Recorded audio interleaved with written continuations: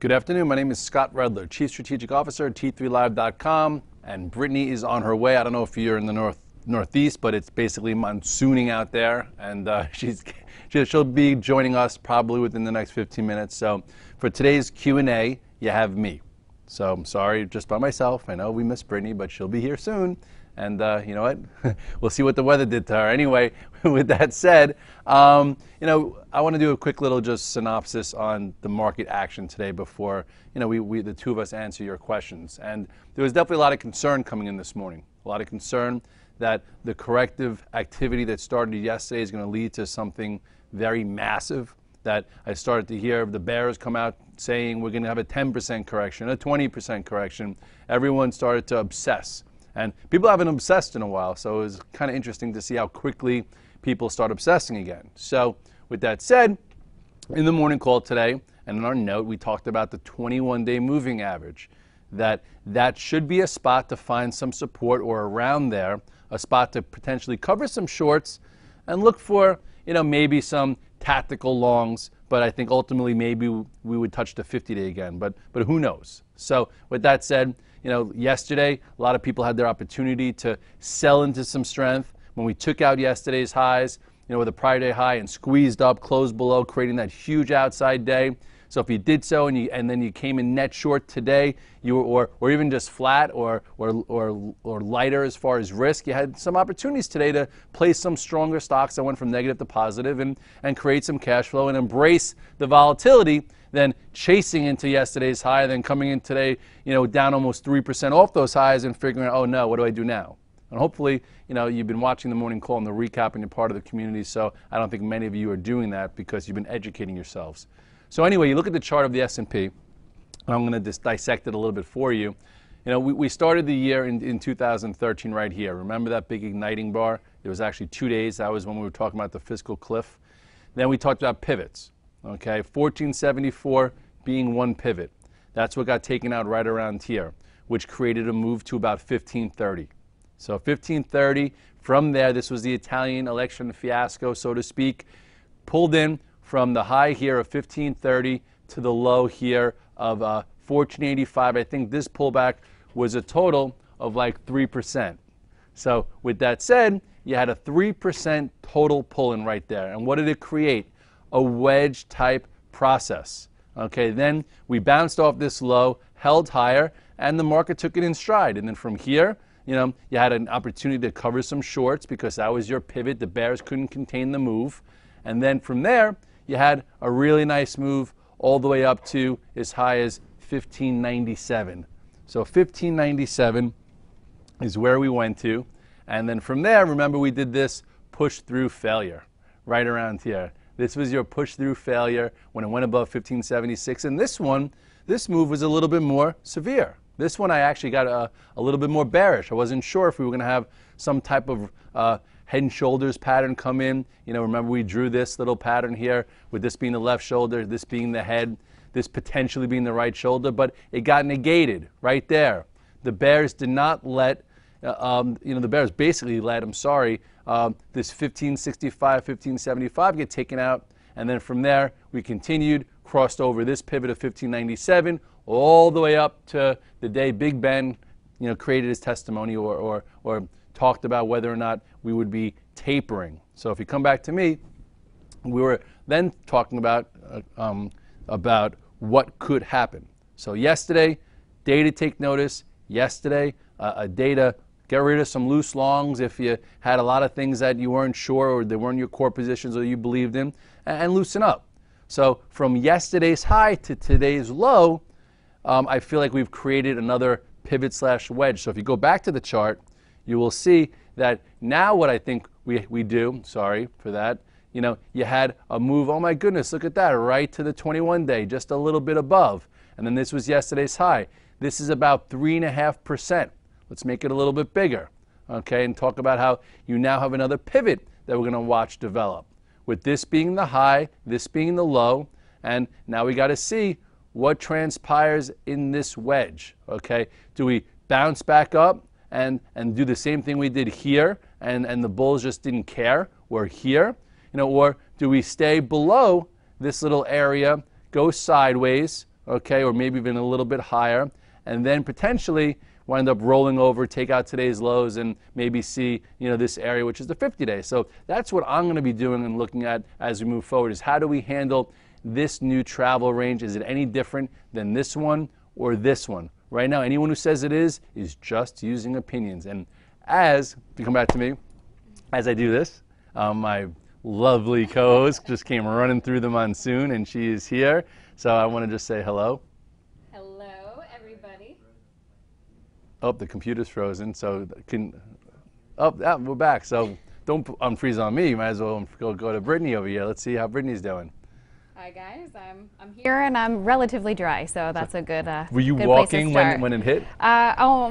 Shortly after. Did your umbrella go flying? No, I had a solid umbrella, so I'm good. I'm All good. right. Ready to answer or ask you some questions. Okay, well, at this point, what we did is we just talked about today's action and how we mentioned the 21-day moving average as a line to look at today to maybe cover some shorts if you went out short and figure out if it was viable, which it was for a trade for some people. So let's just go right to everyone's questions. Okay, well, we have one right here from Stone Street Trader who said, you said the high of the year is not in after yesterday. How long do you think it will take for us to make a new high again?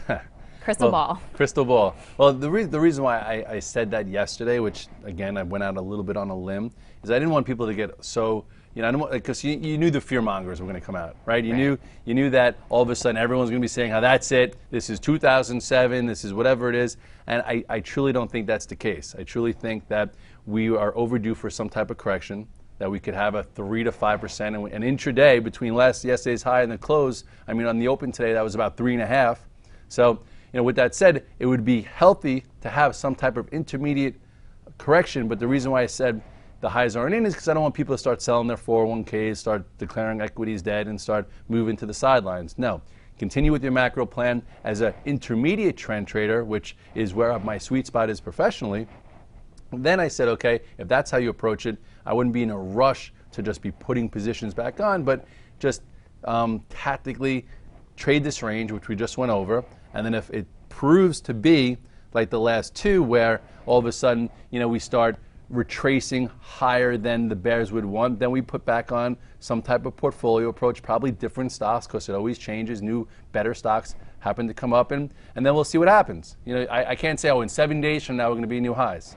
I actually am happy that we won't hear that on TV everywhere about historic highs, because we've talked about the performance anxiety that money managers, hedge funds managers, traders, everyone's been having performance anxiety because pressure to ring the register. Yeah, every time you hear all-time highs, and if all of a sudden you're not having your best month or you're not keeping up with the indices, you start feeling bad about yourself. So I think everyone would love to just kind of quiet down, go into the weekend, have a great Memorial Day, and then start figuring things out next month. But your whole plan, S&P road to 1700, that's still intact. That's not, you're not getting too scared off of that. No. It went to 1687. Right. I said 2015. Okay, we're in 2013, and now everyone's talking about road to 1700 by the end of the second quarter. Okay, and people are getting a little ahead of themselves. Right, but that's important to remember when those fear mongers come out to look at where. Don't get rid of your macro plan, but if you're a professional active trader, at least now maybe we can embrace some volatility, have bigger ranges, and create more cash flow. Well, if we do follow through to the downside, and this is a follow-up question here, what sectors or stocks would you most want to short? Well, I would say the ags and the refiners, the OHs, have been the weakest ones. Sometimes the most stretched stocks, come in with the highly shorted stocks. But today, you saw something different. You saw those highly shorted stocks. I know, you follow some individuals on Twitter, and they talked about how these are going to just get crushed. And then lo and behold, you look at something like, Tesla, which I'm sure I'll get questions about. And everyone thought, I can come in and short this one because, it's a story stock. But meanwhile, it's a new cutting-edge technology growth story. It's had a big move, and look at it. Held the 8-day, gave you a red dog reversal right here. It actually closed above a key level. I'm actually long a little bit of it. And it does seem like this is a candidate to actually take out these highs and get, 100 plus. And you just can't have opinions on what the next best thing to short is. Let's see what doesn't bounce well in the next few sessions. And then if they don't, then we turn lower. You add shorts through today's low. Right. Yeah, you can't really know that ahead of time. But you had Tesla just up there, and we do have a question on it. So if you want to focus on that, we have one from Golden Snuff here saying, what are your thoughts on Tesla? Where would you see an additional trade after the basic entry at 85.28 today? And he said, small red dog reversal. I'll give you a little winking smiley face. Nice. Does he like the red dog reversal? I do. I'm a little narcissistic anyway. So anyway, you know, you had that. There were two actual entries today, okay, which is cool because sometimes it doesn't happen in a day where you get a second half move. One was in the morning, it opened up down because everyone said, oh, we can now short these stocks because the market's going to fall apart. Didn't happen. So if you look at the chart here, you'll see that was right here. That was one entry. That was your, 85.50, and I didn't enter there. I actually started trading in the afternoon when it got above 90, and if you look at 90, you'll see why. Okay, we'll go to the 5-minute chart. Okay, your 5-minute chart's right there. Look at this move off the open. It got tight, and then once it went through 90, that's when I bought it in the afternoon, and some people in the virtual trade floor saw it, got involved also. And then you had another nice move from 90 to 93. Look at that, part 2 of a move. Nice continuity. Some stocks are tradable, some aren't. This one's been very tradable lately.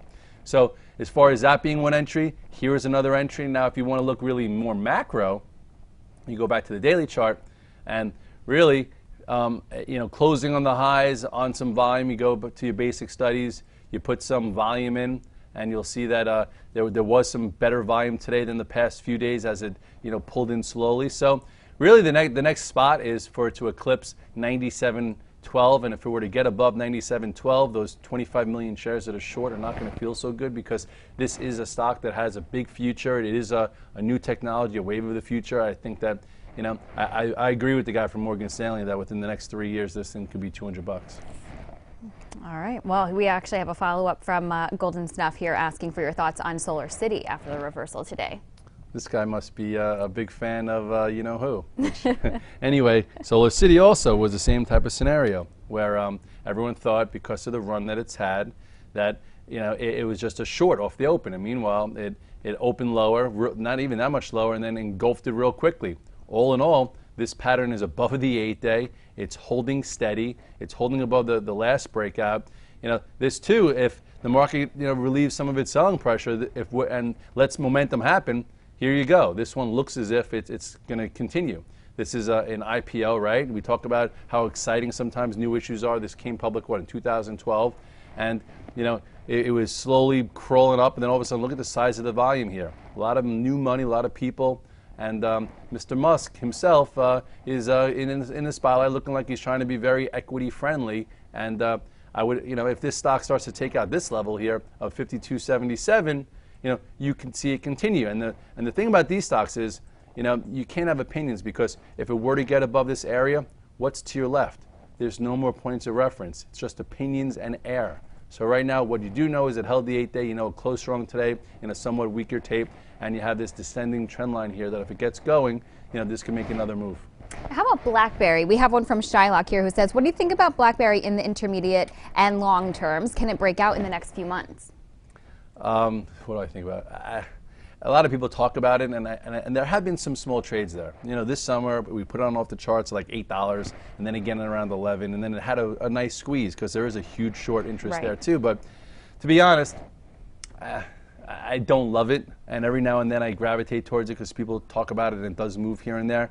I'm going to take my likes or dislikes out of it and just look at the chart because that's what you guys pay me to do here, or not really, you just tune in.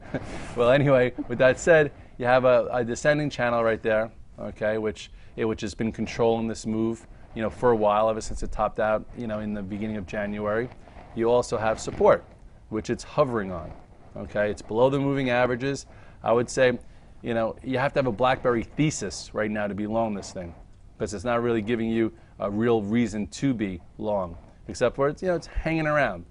For me to get interested in this again, it's going to have to get above 1527, and then 1527 would be one spot, and then right here would be 1659. If it were to start breaking below, just say, what is this, 1310, I would definitely put your stop in there. We kind of were talking about it down here, when it broke out, and obviously not everyone gets it at the bottom. It was just a nice little trash for treasures trade, and then it continued, and even right here, look at the size of this pattern. So here it's consolidating this huge move off the low, and you do have a wedge. So there's a lot of indecision on whether or not this is a dead cat bounce, or if the BlackBerry 10 or whatever it is could resurge them into prominence. So I would keep it on the radar, but just don't make bets too big. Yeah, there had been all that talk about them getting bought out a while ago, but I feel like all those rumors have quieted down. I haven't heard much about that recently. Yeah, I don't even know who would want to buy them. I've heard though that that would pertain to people's long-term thesis about them. Like Microsoft, maybe you could buy them, or someone else could buy them. It's maybe. That's what maybe keeps the shorts on their toes. Right. But I think at this point, it's almost like that story's a little old because the stock's acting a little bit better, and supposedly the BlackBerry is selling better, and this product is going to bring a new little halo. So who knows? But overall, we'll see how this wedge resolves, and we'll see if you see volume spikes, and maybe that story comes back.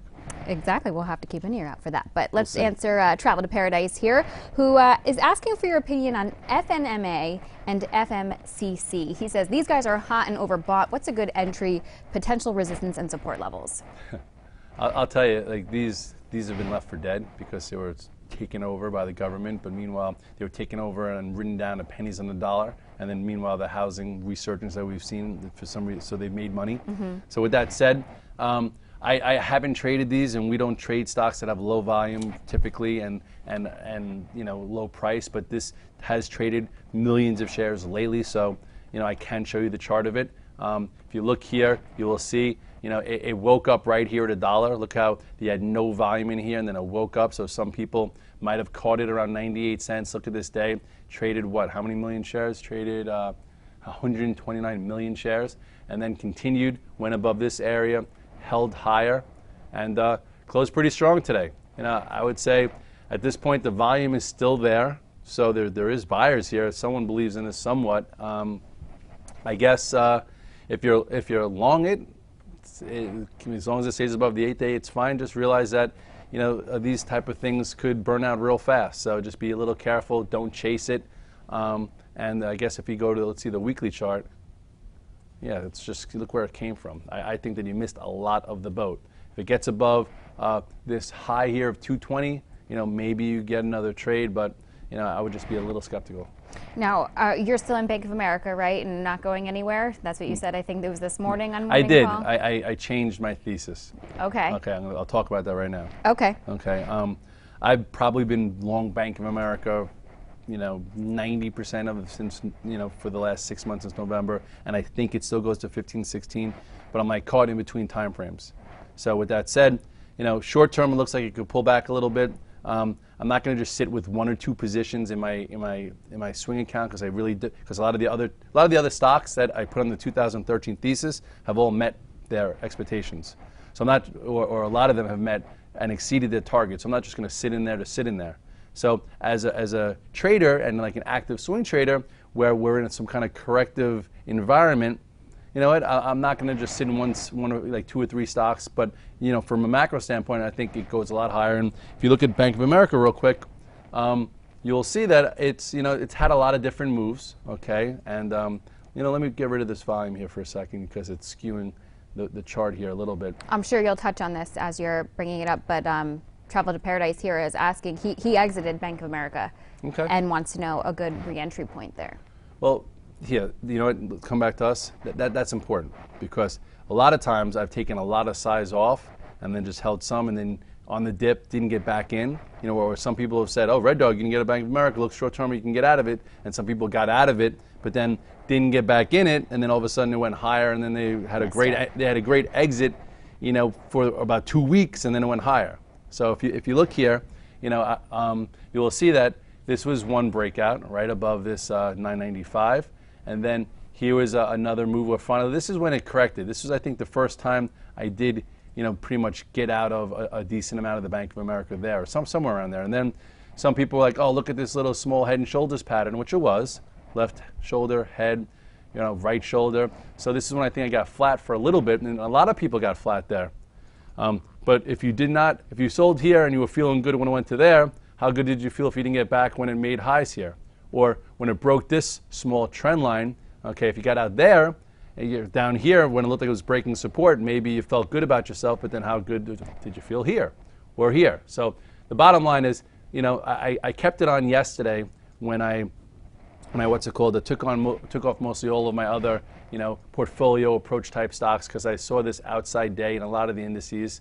So for me, I actually, I bought more on the open into this spot. People on the virtual trade floor was like, oh my goodness, where would you look to add? I'm like, I would like to see it hold 1290 or 1270. So I bought some here, and it came back up. And right when it came back to resistance, I'm like, let me get out of it. I just felt like it.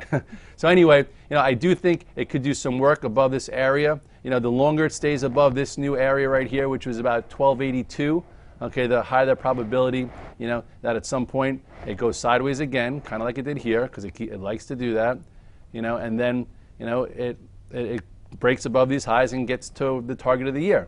But percentage-wise, why not sell 1325 if you think, you're going to be able to buy back a little bit below 13? And because I'm a professional trader in front of my computer every day, I could do that. If you're at home and you think that you might sell here, not buy here, and be upset if it's at $15, in January or December, then just stick with it. All right, keep the questions coming, guys. We just have to take a quick commercial break. We'll be right back. I'm Evan Lazarus, Chief Knowledge Officer for T3Live.com. You don't become a great trader by watching videos and taking courses. You become a great trader through live screen time. Accelerate that learning curve by tapping into the experience of seasoned professionals. Currently, we're offering 5-day free trials to each of our 4 mentoring rooms. In the mentoring rooms, we teach our strategies in the context of the live market. To sign up for a free trial, go to the T3 Live education page, fill out the form, and get started when the next trading session begins. We hope to see you in one of our mentoring rooms. We're back and answering your questions live. We just talked about Bank of America exiting and re-entry, and we actually have another stock that traveled to paradise here was asking you a similar question about. He also exited HIG, and he wants to know what good entry points are there and potential support and resistance levels. HIG? All right. Hartford. Yeah, these insurance guys have been strong also. And if you, when did they say he exited? Yesterday or today? He didn't say when. Okay, so anyway, this morning we said, where are we going to hold? What type of support could you cover shorts and maybe buy? But again, it's so premature within this range that we just kind of established, or this new potential corrective phase. So what did it do right now? It held the 21-day. If you look here at the chart, you will see, it did what it's been doing for a while, okay, where once it breaks an upper level, which it did, okay, so if you had a high level stop and get out yesterday around 31, you came in today and said, what, let me give it a try here on support around the 21-day, okay, which is what held. So strong stocks usually hold it, and this one has been holding the 21-day the majority of the time, and only back in April did it get to the 50-day, and look where the 50-day is. So if you're the guy who thinks that we're going to correct a little further, I would say, try and buy it a little bit closer to, this 29.53, and if the market weakens and we wind up breaking below this, you do have a chance that, might come and test this breakout, and you could be a little cuter and wait for this. But overall, it hasn't been much below this 21 days, so this could have been your buying opportunity. At this point, nobody really knows. This is your new point of reference, and here will be resistance for a little while.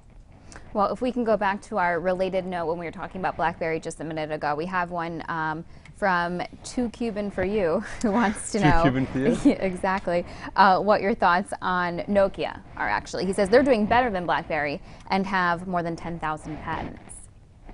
Okay, well, this one had one of those spirited moves off of Left for Dead levels, and if you look here, let's take a look. There is some activity there, so why not? Look where it was in August, like I said, Left for Dead, and then here is when it got a little interesting. Right when you had this nice gap up here, continued, broke above resistance, did it again, and then finally, look at this topping tail here, guys.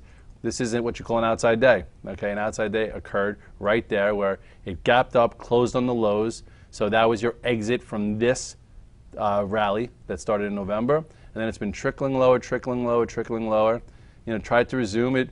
You had a little bit of a red dog reversal today, opened down. Held the 200-day. This looks like a mishmash to me. Unless you're a Nokia fan and you know what those patterns are and you think they're going to really mean something, to me, I would just avoid it.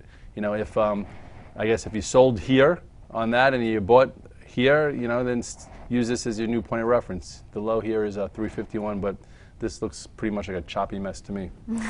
Okay, how Never about? having. When was the last time you saw a Nokia phone?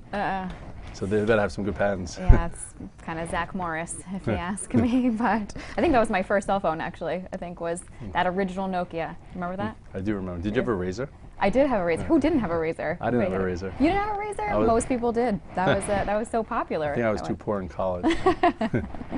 All right, well, let's move on from mobile for a second. Talk Lockheed Martin. Schwartz now says, should we buy at the pullback here to the 8-day moving average and ahead of the ex-dividend date of May 30th? It's a big question. Okay, it's holding higher. It's above the 8-day, showing relative strength. I think most charts and stocks we pull up are probably, at the 21-day. So if you're looking for relative strength, you had a small reversal like everything else yesterday, right there. That here's your outside day, and it held the 8-day the first time, and it's been holding the 8-day pretty much, for a long time. But, the 21-day has been with it, but now because it accelerated, it's so far away. What was his question? His question: does he long it or does he still have it? Let's go back. Pull back to 8-day moving average. Yeah, should he buy here ahead of the pullback to the 8-day moving average and ahead of the ex-dividend date of May 30th? Well, it already hit the 8-day, so if you didn't buy it today, then he might not have the chance. If it comes back to it, maybe buy verse it. But if it were to break below here, you will see that, again, I think that at some point this could hit more of a 102. So that would probably be your most opportune spot. Again, these things are not giving you the pullbacks to buy, and this one has been holding the 8-day. So it sounds like you didn't buy it yet. So I would say, close to this point, try it. And the longer it stays above this 105-ish area, the more demand it might have going ex-dividend. But I wouldn't just buy it for ex-dividend. Buy it because you want to own it. Because right. You buy it for a small percentage dividend, and if it goes down 5, 6, 7, 8, 9% from there, how good did the dividend do for you? Right, exactly. We're getting a lot of questions about people who sold to take profits and are looking for re-entry points. I'm seeing a lot of those. That's why the market hasn't come down that much, because people are looking to re-enter. I think, it feels like if you don't do it quickly, that you're going to be left behind. Right. And we had our first now another 3.5% pullback from the highs to today's lows, and we closed relatively flat, and it looks as if it's a lot of the same. So we shall see. Yeah, we have another one of those right here from Labor Boy. Labor Boy. Great names, right? Yeah. He says, big caps like Ford and GE have made big moves in May. I sold to take profits. What's the best strategy for looking to re-enter?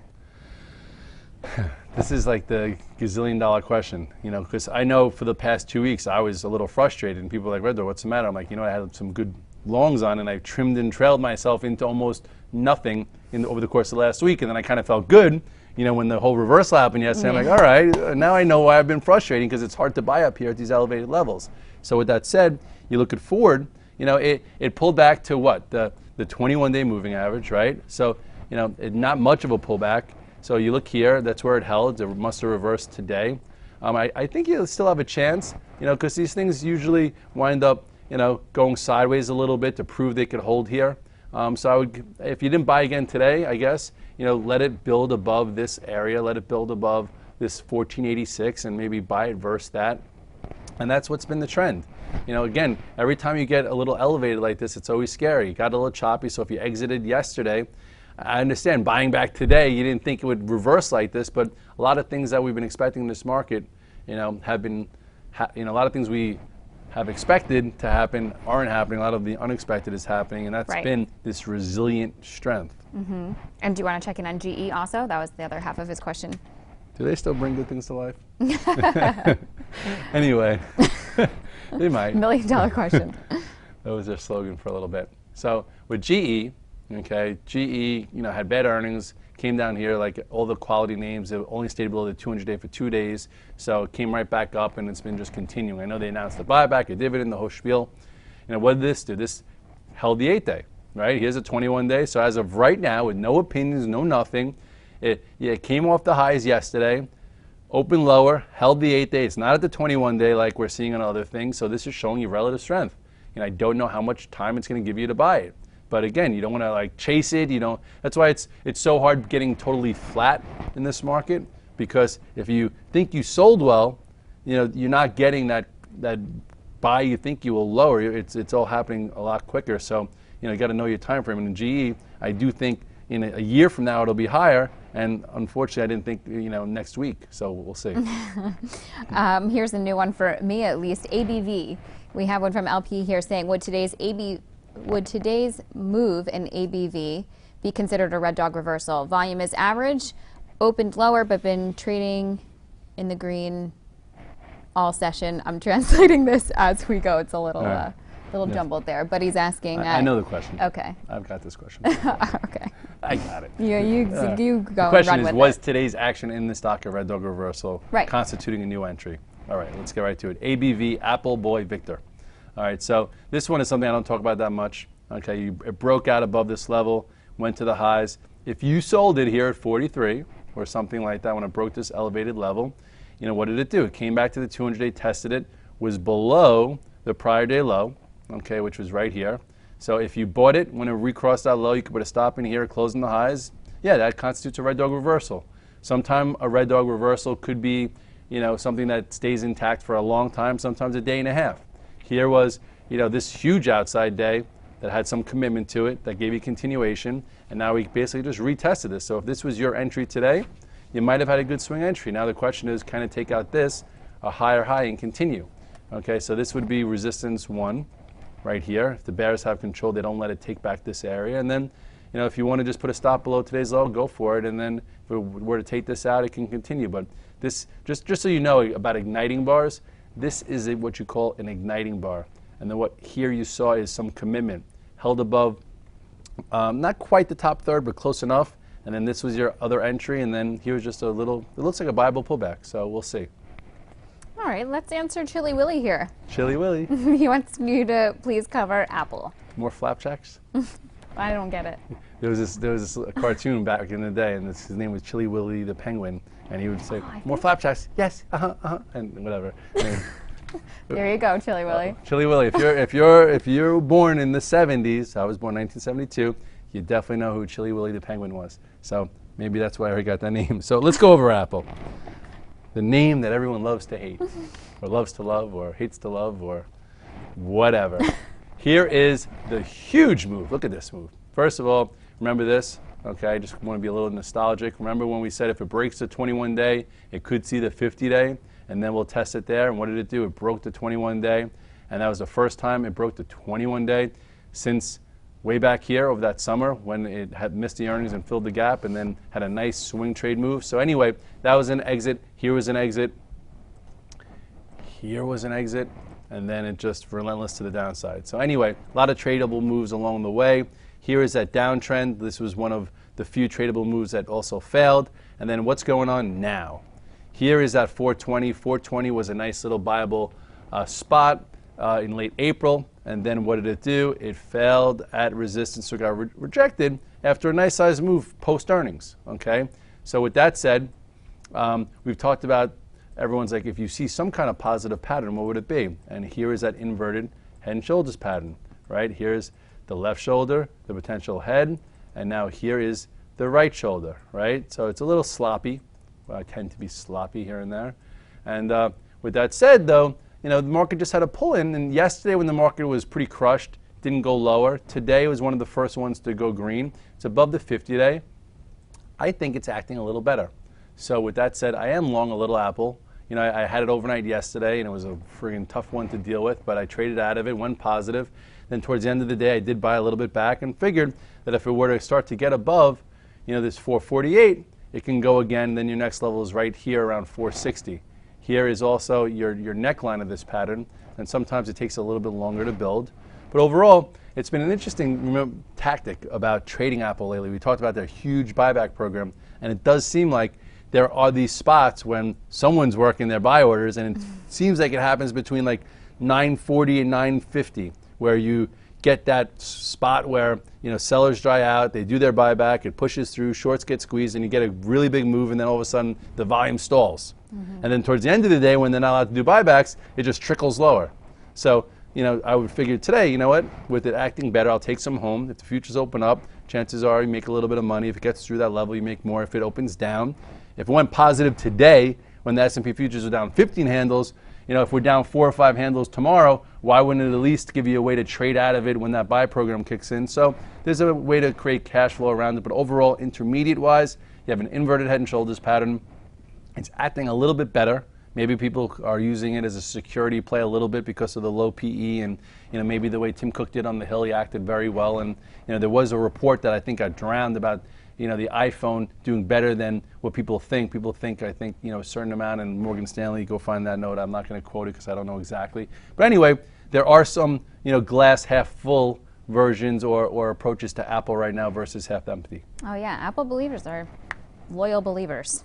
Yeah, hopefully they didn't, you know, be too stubborn on the way down and lightened up. Well, I don't know if everybody can say that, but yes, hopefully. But Chili Willy there also wanted to know about Priceline, and we also have one from Brosco wanting to know about Priceline. He says, what's up here? Upgraded, then crushed, then nice red dog reversal. I noted your comments yesterday, but would you be in this? There were some guys on the floor seeing it on the third down day, used it as a vehicle tactically, and it went from negative to positive and had a push, so it was good for cash flow. So it shows you that entries and exits matter. While I go get the chart, ask Chili Willy, if you're listening, why is he using that name? I want to see if it's from the cartoon back then. Chili Willy, why are you using that name? Okay. Well, I kind of said it too. So anyway, you know, entries and exits matter in every stock, okay? And you had a huge breakout right here, right? 740, broke out, continued higher with the market. All of a sudden, on this day is when it came out and got upgraded. So you had one last move. And then the following day, you had a king and queens type formation, okay, where, you know, it showed you that it was somewhat exhausted, that upgrade was late.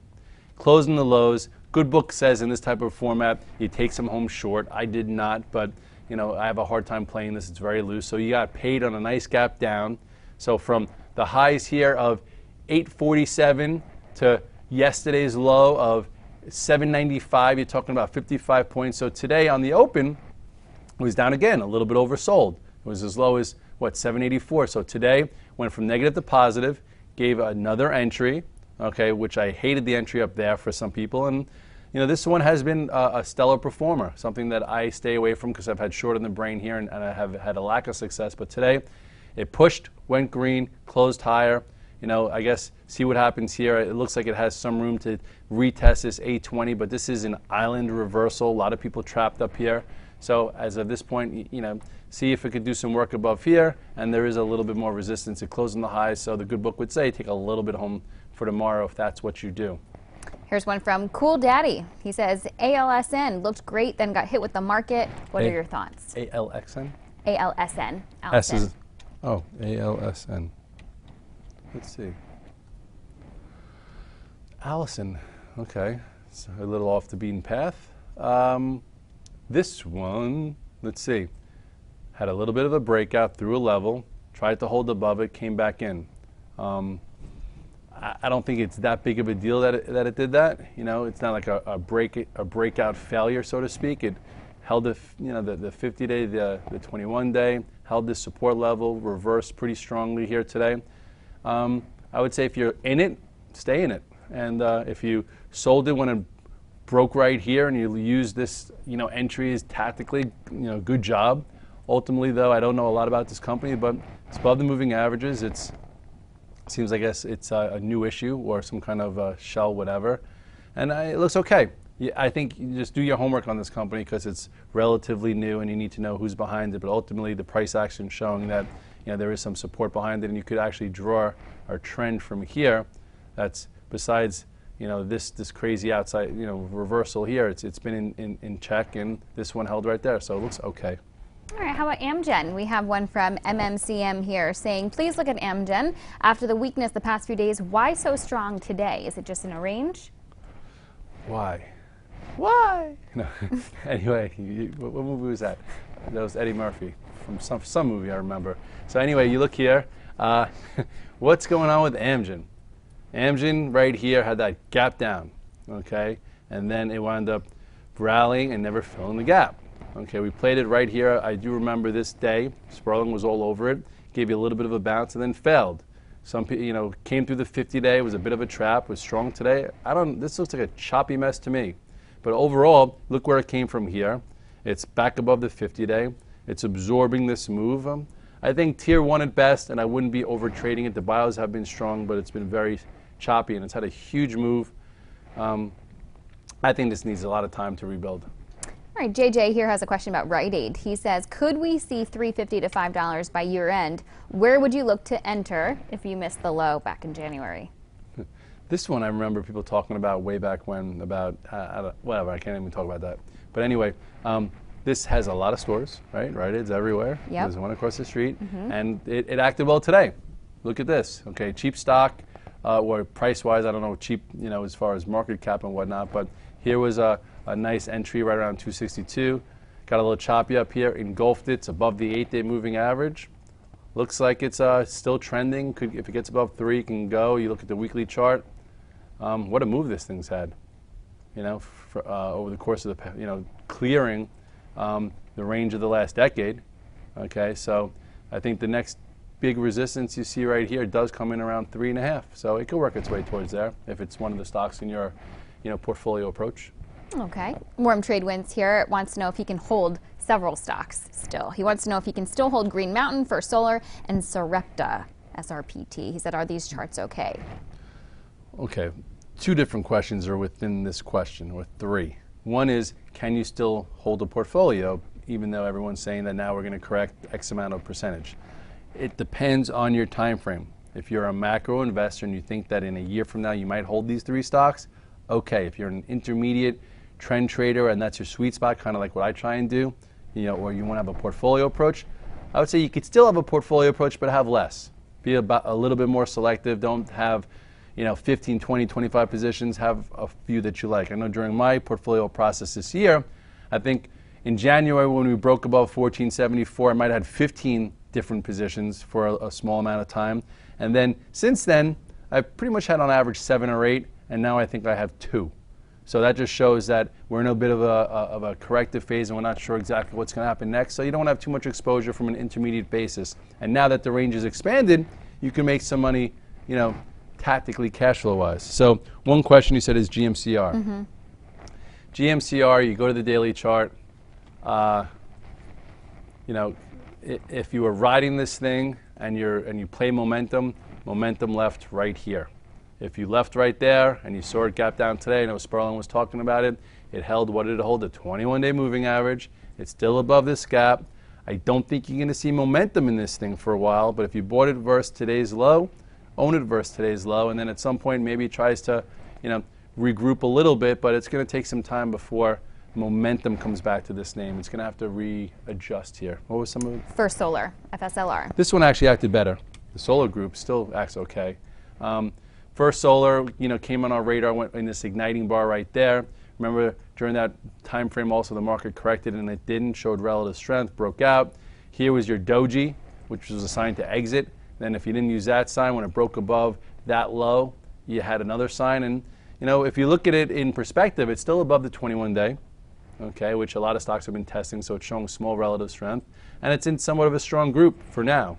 So if you're holding it, and you're not committed to it, I would say, you know, give it to here.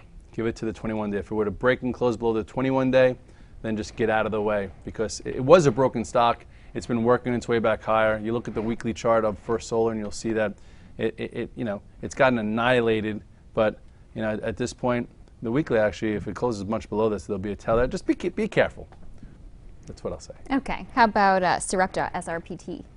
SRPT. This one still looks pretty good.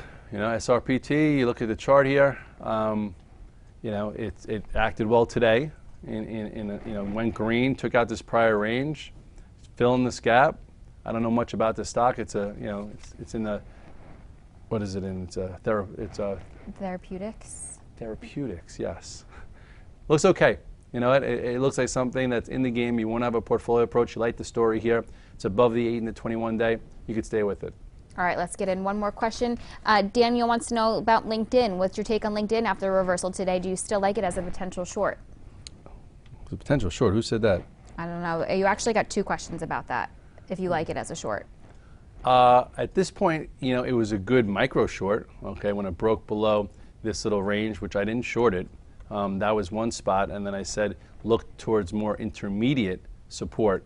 So right now, the stock is just in a corrective process. You know, I guess everyone on the street thought that it was going to, you know, continue blasting higher, and then it came out with a little light revenues and it gapped down. From there, it's been somewhat in the penalty box since, trying to, you know, absorb this big down move. And if you look real quickly at the weekly chart, you know, I talked about this a lot, you know, during this time period when it was setting up this cup and type handle. Here's your cup, here is your handle, this nice channel, broke above this. And then since then, it's just trying to stay above and consolidate higher, okay? You still have on this weekly, you have a really harsh candle there, and it's still below it. So I would just be a little careful. Today, you know, it opened down and regrouped. So here is support. If we were to break this big support, maybe then could you get some more corrective activity down to the high 150s, or maybe even to test this gap in the 200-day. But overall, this is one of the chosen ones. I still think it's intact. It does have a high PE, so it really has to, you know, perform. It has to execute on its earnings and its revenues and keep the growth intact, and especially since it's not too far off the high. So at this point, I still like it as a macro play. If you have a year, 2-year time horizon, keep it in the drawer. If you had a few different tiers, tier 2, tier 3 with it, I would only be in a tier 1. And as a trade, it's just, you know, trying to figure out this range. It's not on my A list right now. It's more on my B- list. All right. Well, so what are your closing thoughts as we head into the last trading session of the week? Happy Memorial Day. I would say that, you know, this is the third time, again, that we're getting into this. Are we going to correct? Are we not going to correct? Do we have the same composure? Are we going to change? Is this going to be different? And again, I showed you the SPX, you know, the few times when it wasn't different. Okay, this was the first time the bears had their chance to get a bigger correction, and it didn't. Then they had another chance here. All they had to do was contain this 1565, 1575. They didn't. So now here is your outside day, spot to get flexible, spot to say, you know what, let's see what happens next. Here is your follow through, held the 21-day, and now we'll have to see what happens here. Can this bounce be contained? Okay, will we hold in the bottom end of the range and then roll over? These are answers that the market's going to have to give us, not our opinions. Okay, am I light right now? I am. Am I looking long and short? Yes. Or am I in a intermediate portfolio approach? Not really. I'm just trying to do setups right now. And if we were to stay above this for a while and get going again, then I'll put it back on and try and ride it out. But again, when you're up 15+% in the S&P for the year, which would be an unbelievable year, and we're not even there we're there already halfway through, you know, you would expect that, you know, every time is not just going to be rip roaring. You might have some range trading, and you have to be a little bit more tactical and a lot more selective. Right, that's understandable. Well, meet us right back here next Thursday for another StockTwits Q&A session. Everybody have a great night. I'm Mark Sperling, Director of Trading with T3 Trading Group and contributor to T3 Live. Do you trade on your own, but you wish you enjoyed the benefits of a large trading floor? With the T3 Live virtual trading floor, we deliver that experience to you on your computer. On the VTF, you can follow the long and short positions of experienced professional traders like myself, Scott Redler, and others, and listen to our live radio stations as we navigate the markets. In addition, you get the added value of a large community of sophisticated and like-minded traders. Your membership to the virtual trading floor also includes access to our 2 very popular newsletter products, Off the Charts and the Price Point Sheet at no additional cost. In my opinion, joining the room will be the best trading decision you will ever make. I would like to invite you to begin your membership with a 7-day free trial. To get started, visit t3live.com and click on the Virtual Trading Floor tab. Have a great day, and I look forward to seeing you in the VTF.